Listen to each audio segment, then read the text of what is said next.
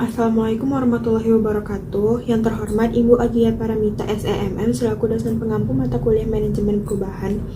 Di sini kami dari kelompok 6 akan menyampaikan hasil diskusi kami mengenai transformasi perubahan operasional dan juga pelayanan yang terjadi di warung Steak and Shake yang berada di HR Subrantas. Nah, di sini kami akan menyampaikan perubahan apa saja sih yang terjadi di warung Steak and Shake yang berada di HR Subrantas, Panam, Pekanbaru. Lalu faktor-faktor apa saja yang mendorong terjadinya perubahan itu dan langkah apa yang diambil oleh perusahaan dalam menghadapi perubahan itu. Nah, jadi saya Margaretilla Jihan Feoja dengan NIM 2302114213 selaku moderator dan pemateri dan rekan-rekan saya. Perkenalkan, nama saya Angelina Kurnia dengan NIM 2302113177 sebagai pemateri pertama. Saya Elsa Arvianita dengan NIM 2302113473 sebagai pemateri. Saya Aleananda Sofiona dengan NIM 2302113823 sebagai pemateri. Perkenalkan, nama saya Munica Paradila dengan NIM 2302125900. Di sini saya sebagai pemateri kelima. Baik, pertama-tama saya ingin menjelaskan terlebih dahulu mengapa kami mengambil warung Steak and Shake ini sebagai objek kajian dalam penelitian kami kali ini. Nah, karena restoran ini merupakan salah satu brand kuliner lokal yang telah berkembang dan tumbuh sejak tahun 2000. Nah, kami melihat bahwa warung Steak and Shake ini tidak hanya sukses dalam memperluas usahanya, yaitu dengan memiliki lebih dari 100 cabang, tetapi mereka juga bisa mempertahankan eksistensinya di tengah ketatnya persaingan di industri kuliner. Jadi, alasan kami tertarik untuk meneliti warung Steak and Shake ini lebih dalam, yaitu karena restoran ini menghadapi berbagai tantangan, mulai dari perubahan gaya hidup konsumen, meningkatnya kompetitor, hingga tuntutan pelayanan yang semakin tinggi. Nah, jadi kami melakukan wawancara dengan manajer operasional warung Steak and Shake ini, yaitu untuk mengetahui bagaimana strategi perubahan dan penyesuaian yang dilakukan oleh mereka, baik dari sisi pelayanannya, sistem operasionalnya, hingga pemanfaatan teknologinya. Baik, sebelum masuk ke intinya, saya ingin menyampaikan terlebih dahulu profil dari warung Steak and Shake ini. Nah, warung Steak and Shake ini telah berdiri pertama kali pada tahun 2000 di Yogyakarta oleh Bapak Soehardi dengan visi menghadirkan steak ala barat yang terjangkau namun tetap disesuaikan dengan selera dan lidah masyarakat Indonesia. Seiring berjalannya waktu, warung Steak and Shake ini telah berkembang pesat hingga memiliki lebih dari 100 cabang yang tersebar di berbagai daerah Indonesia. Ciri khas utamanya yaitu penyajian steaknya itu dilakukan di atas hot plate, kemudian ada saus khasnya, serta penyajian yang cepat dan konsisten. Nah, dalam penelitian kami kali ini, kami menyoroti salah satu cabangnya yang terletak di Jalan HR Subrantas, Panam, Pekanbaru. Lokasinya ini sangat strategis karena berada di sekitaran kampus dan sangat ramai dikunjungi oleh mahasiswa dan juga keluarga. Warung Steak and Shake ini memiliki 3 area makan. Yang pertama yaitu outdoor untuk pengunjung yang merokok, yang kedua indoor tanpa AC, yang ketiga indoor dengan AC dengan tempat yang lebih private. Nah, menu steak mereka juga sangat beragam, mulai dari original steak, tenderloin double, sirloin, dan black pepper steak. Tidak hanya steak, mereka juga menyediakan berbagai varian milkshake sebagai minuman andalan mereka. Nah, menariknya, semua menu ditawarkan dengan harga yang sangat terjangkau, mulai dari 15.000 hingga 36.000 per porsinya. Nah, untuk penjelasan lebih lanjutnya akan dijelaskan oleh rekan saya, Elsa Arvianita. Terima kasih. Baik, selanjutnya kita akan bahas mengenai perubahan-perubahan yang terjadi di warung Steak and Shake semenjak didirikan, terkhususnya di cabang Pekanbaru Panam. Yang pertama, perubahan sistem pelayanan, di mana semenjak didirikannya warung Steak and Shake yang biasa kita sebut dengan WS itu telah mengalami transformasi yang besar, yaitu sejak didirikan segala sistem pelayanan itu dilakukan secara manual, baik dari pencatatan hingga pembayaran itu dilakukan secara manual. Nah, sekarang terutama itu di cabang Pekanbaru Panam itu tentunya mengalami transformasi dilakukannya secara digital nih, di mana customer itu bisa melakukan pemesanan melalui barcode yang ada di meja dan melakukan pemesanan melalui aplikasi yang disediakan oleh warung steak. Jadi dan pembayaran juga bisa melakukan kris sekarang. Yang kedua, digitalisasi layanan dan juga operasional, di mana pada awalnya pencatatan transaksi, stok, dan juga laporan keuangan itu dilakukan secara manual. Namun seiring dengan berjalannya waktu, terjadi perubahan menggunakan digitalisasi. Dan juga mayoritas cabang dari warung steak itu sudah terintegrasi dengan GrabFood dan juga GoFood yang merupakan pemesanan online. Salah satunya adalah Warung Steak Cabang Pekanbaru Panam juga sudah menerapkan sistem digitalisasi ini. Salah satunya dengan menggunakan mesin kasir digital. Tentunya itu memudahkan dalam proses penghitungan dan meminimalisir kesalahan hitung. Dan juga dengan adanya pemesanan online seperti GrabFood dan juga GoFood, itu tentunya memudahkan customer memesan warung steak itu dari rumah. Yang ketiga, sistem operasional prosedur yang lebih ketat. Seiring berkembangnya skala bisnis dari warung steak itu mulai menerapkan SOP yang lebih ketat dan juga terperinci. Hal ini berfungsi untuk dapat mempertahankan serta meningkatkan kualitas serta konsistensi antar cabang dari warung steak. SOP ini mencakup dari bagaimana sistem penyimpanan bahan makanan, terus juga metode penyajiannya bagaimana, serta kebersihan alat dan juga dapur, serta bagaimana menangani keluhan dari pelanggan. Hal ini juga terlihat dari cabang Pekanbaru Panam, di mana karyawan itu menggunakan seragam, juga rutin membersihkan lantai, serta kita saat masuk dari warung steak itu kita bisa melihat kondisi dari dapur saat di meja kasir, jadi terkendali dan terawasi gitu. Yang keempat, perkembangan struktur organisasi, di mana struktur organisasi di warung steak tentunya mengalami evolusi. Awalnya itu struktur organisasi itu bersifat sentralistik dan juga lebih sederhana. Nah sekarang dengan perkembangan cabang yang ada dari warung steak, itu setiap outlet itu memiliki struktur lokal gitu. Jadi bakal ada yang namanya manajer, supervisor, tim dapur, juga bakal ada pelayanan terkoordinasi dengan pusat. Nah juga di cabang Pekanbaru Panam itu seperti itu, bahwasannya di outlet ini ada yang namanya manajer, supervisor, tim dapur. Jadi kalau manajer itu kan dalam pengambilan keputusan tingkat atas sebelum ke pusat. Jadi kalau ada manajer di outlet dalam pengambilan keputusan terkait kebutuhan yang dibutuhkan di cabang itu juga lebih cepat. Nah tim dapur yang lebih fokus pada dapur. Terus juga ada supervisor yang secara menyeluruh itu mengawasi. Yang kelima, perubahan strategi pemasaran dan juga branding. Nah, dalam konteks pemasaran, warung steak sudah mengalami perubahan yang cukup besar. Dari promosi konvensional berubah menjadi promosi digital menggunakan media sosial seperti akun TikTok, Instagram, dan juga Facebook. Nah, branding itu sendiri, warung steak itu brandingnya outletnya itu adalah kuning, hitam gitu. Nah, dalam penyajian steaknya pun menggunakan ala barat yang merupakan identitas dari warung steak. Nah, begitupun dengan cabang Pekanbaru Panam, dengan tambahan mereka melakukan promosi dengan akun kuliner yang ada di Pekanbaru serta influencer lokal. Yang keenam, adaptasi terhadap pandemi dan juga perubahan pola konsumsi. Perubahan yang signifikan yang terjadi pada warung steak beberapa tahun terakhir itu adalah pada saat COVID-19 ataupun pada saat pandemi, di mana warung steak itu memperkenalkan sistem makan takeaway, pembatasan tempat duduk, serta penggunaan protokol kesehatan yang ketat. Nah, juga mereka memperkenalkan layanan pesanan online untuk bertahan di masa pembatasan sosial. Hal ini juga diterapkan pada cabang Pekanbaru Panam. Pada saat pandemi, mereka mengurangi jumlah pengunjung dan juga menyediakan hand sanitizer, dan juga mereka mengurangi jumlah jam operasional, namun mereka tetap mempertahankan layanan jasa pesan antar online, di mana pola konsumsi masyarakat itu sudah berubah. Nah, baik, selanjutnya adalah mengenai faktor pendorong perubahan. Yang pertama, faktor eksternal seperti persaingan industri kuliner yang sangat ketat merupakan salah satu penyebab terjadinya perubahan di warung steak dan shake. Banyaknya restoran makanan cepat saji dari luar seperti KFC, McDonald's, atau dalam negeri seperti Rocket Chicken, The Best, dan lainnya menjadikan warung steak harus terus berinovasi agar tidak kalah saing. Nah, oleh karena itu, warung steak harus melakukan perubahan baik dari pelayanan, tampilan resto, serta strategi pemasaran agar tetap bisa bertahan di pasar. Yang kedua adalah perubahan tren konsumen. Sekarang ini, konsumen semakin peduli dengan kualitas makanan, kebersihan, serta kenyamanan tempat. Banyak orang yang lebih memilih tempat dengan suasana yang cozy karena bisa untuk nongkrong atau bekerja. Selain itu, konsumen juga tentunya menginginkan pelayanan yang cepat dan efisien. Nah, terkait hal ini, warung steak mulai mengubah layout dan desain interiornya menjadi lebih modern dan cozy, serta terus mengupgrade pelayanannya agar lebih cepat dan responsif. Nah, faktor yang ketiga itu adalah perkembangan teknologi digital. Kemajuan teknologi mendorong warung steak untuk ikut beradaptasi. Zaman sekarang, banyak orang yang lebih suka memesan melalui online seperti lewat Gojek atau GoFood.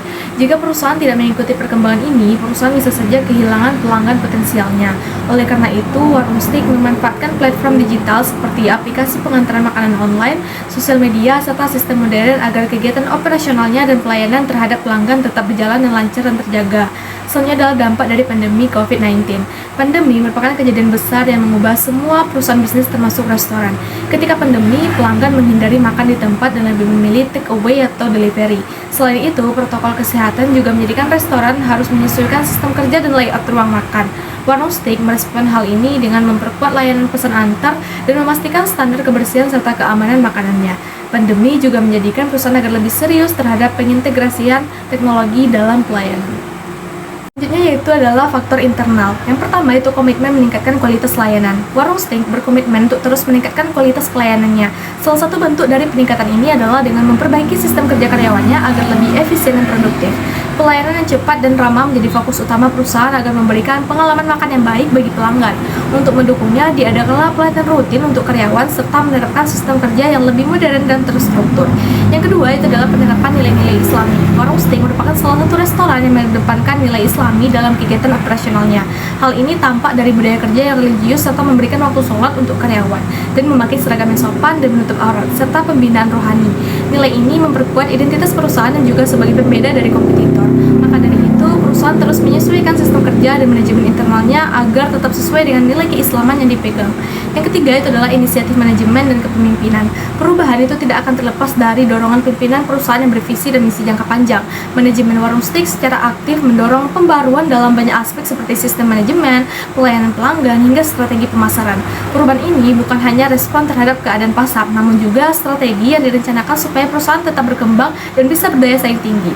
Kepemimpinan yang kuat dan berorientasi pada nilai akan menjadi pendorong utama keberhasilan dari proses perubahan di warung steak dan shake.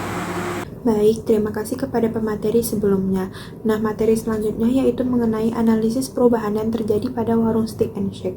Jadi beberapa perubahan yang tampak nyata pada warung steak diantaranya yaitu adalah transformasi digital. Jadi perusahaan itu memanfaatkan platform digital untuk kegiatan operasional dan juga kegiatan pemasarannya.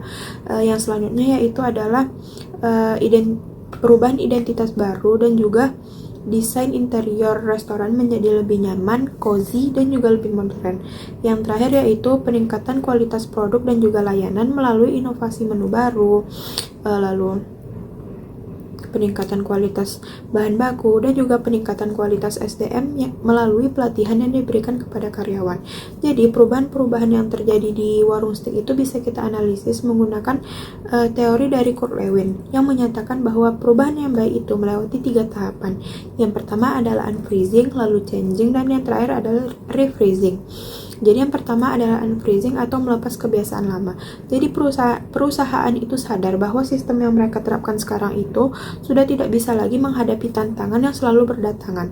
Apalagi ketika tren konsumen mulai berubah, perilaku konsumen juga berubah, persaingan yang semakin ketat, dan juga pandemi yang sebelumnya terjadi sehingga mempengaruhi kebiasaan kerja. Jadi mereka sadar kalau mereka itu perlu untuk melakukan perubahan.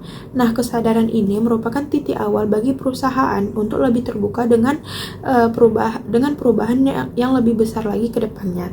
Yang kedua ada changing. Changing ini melakukan perubahan. Setelah mereka menyadari bahwa perubahan itu perlu dilakukan, jadi mereka menerapkan beberapa sistem baru, yaitu seperti perbaikan sistem layanan, mendesain ulang restoran, meningkatkan kualitas SDM, dan juga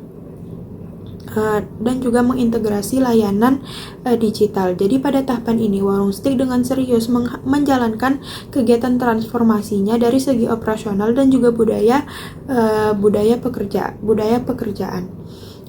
Yang terakhir yaitu adalah tahapan refreezing atau menetapkan kebiasaan baru. Jadi tahapan akhir dari perubahan itu adalah ketika perubahan itu dianggap sebagai standar kerja dan juga budaya kerja yang baru. Jadi setelah melewati proses adaptasi, maka sistem yang baru akan berjalan lebih stabil sehingga pekerja itu lebih terbiasa dengan sistem yang baru, dan juga pelanggan akan mengenal identitas warung steak yang baru sebagai tempat makan yang nyaman, cepat, dan juga tetap terintegrasi dengan nilai religius. Nah, sekian materi dari saya. Selanjutnya adalah materi dari Monica. Kepada Monica dipersilahkan. Baik, terima kasih kepada Jihan. Selanjutnya saya akan membahas mengenai dampak-dampak yang terjadi pada warung steak setelah adanya perubahan. Dampak yang pertama yaitu adalah pelayanan jadi lebih cepat dan rapi. Dulu kita sebagai pelanggan melakukan pemesanan melalui manual dengan pena dan kertas, tapi sekarang warung steak sudah menggunakan sistem digital dan pembagian yang jelas. Jadi pelanggan bisa memesan menunya melalui QR di tempat duduk tanpa harus berjalan kaki ke kasir. Dampak yang kedua itu adalah peningkatan kualitas dan konsisten layanan. Warung Steak mengadakan SOP yang ketat, membuat semua proses mulai dari masak, kebersihan, hingga pelayanan dilakukan dengan cara yang rapi setiap harinya. Ini membuat kualitas makanan dan layanan jadi lebih stabil dan profesional, tidak tergantung pada siapa yang bertugas. Selanjutnya, dampak yang ketiga yaitu adalah penyesuaian dengan kebiasaan berkonsumen. Sekarang kan orang suka nih pesan makanan dari GoFood atau GrabFood dari rumah. Jadi warung Steak itu udah menyesuaikan dirinya dengan menyediakan layanan online, take away, dan kemasan makanan yang baik. Jadi membuat jangkauannya tuh lebih luas, tidak hanya pelanggan yang makan di tempat saja, tapi bisa dari rumah, kantor, atau tempat kerja yang lainnya. Selanjutnya, yang keempat itu adalah restoran jadi lebih menarik dan kekinian. Sekarang warung Steak sudah mengubah desain interiornya jadi lebih modern dan nyaman. Jadi membuat kita tuh sebagai anak muda atau keluarga nih kan yang datang ke warung Steak tuh betah gitu loh makannya, karena tempatnya udah nyaman dan cozy gitu. Jadi apalagi untuk nongkrong kan sama teman-teman. Dampak yang kelima itulah strategi promosi yang lebih efektif. Sekarang kan promosi sudah tidak hanya pakai selebaran atau spanduk kan, tapi warung Steak sekarang tuh aktif nih melalui media sosial seperti Instagram dan TikTok. Mereka juga kerjasama dengan akun kuliner lokal dan influencer yang menghasilkan nama warung Steak makin dikenal, terutama oleh anak muda di Pekanbaru. Lalu dampak keenam yaitu karyawan lebih terlatih dan semangat kerja. Dengan pelatihan rutin dan sistem kerja yang jelas, karyawan jadi lebih profesional, cepat kerja, dan tahu tugasnya. Apalagi dengan budaya kerja yang islami, membuat karyawan merasa lebih nyaman dan dihargai. Lalu, dampak yang ketujuh yaitu adalah bertahan saat pandemi dan lebih kuat setelahnya. Saat COVID-19, banyak restoran tutup atau sepi, tapi warung Steak cepat beradaptasi dengan mengurangi kapasitas, menjaga kebersihan, dan fokus ke layanan antar. Sekarang pun mereka tetap pakai sistem itu karena terbukti membantu menghadapi situasi darurat. Selanjutnya, saya akan membahas mengenai kesimpulan dari laporan penelitian kami. Berdasarkan hasil analisis dalam laporan ini, dapat disimpulkan bahwa warung Steak and Shake cabang Sobrantas Panam Pekanbaru telah berhasil melakukan serangkaian perubahan penting yang berdampak positif terhadap kinerja operasional dan daya saing usaha. Perubahan yang dilakukan mencakup transformasi sistem pelayanan yang semula manual menjadi lebih terstruktur dan efisien. Penggunaan sistem digital seperti point of sale dan integrasi layanan pemesanan online. Dan warung Steak juga menerapkan standar operasional prosedur atau SOP yang lebih ketat, serta pembaruan strategi pemasaran yang kini lebih menekankan pada media sosial dan promosi digital. Jadi semua hal yang saya sebutkan tadi menunjukkan bahwa manajemen perubahan yang diterapkan telah berjalan secara sistematis sesuai dengan teori perubahan Kurt Lewin dan mampu membawa perusahaan ke arah yang lebih baik serta adaptif terhadap dinamika pasar. Baik, sekian materi dari saya kembalikan kepada moderator. Baik, terima kasih kepada rekan-rekan saya atas penyampaian materinya. Mungkin sekian presentasi dari kami kelompok 6. Saya akhiri, wabillahi taufiq wal hidayah. Wassalamualaikum warahmatullahi wabarakatuh.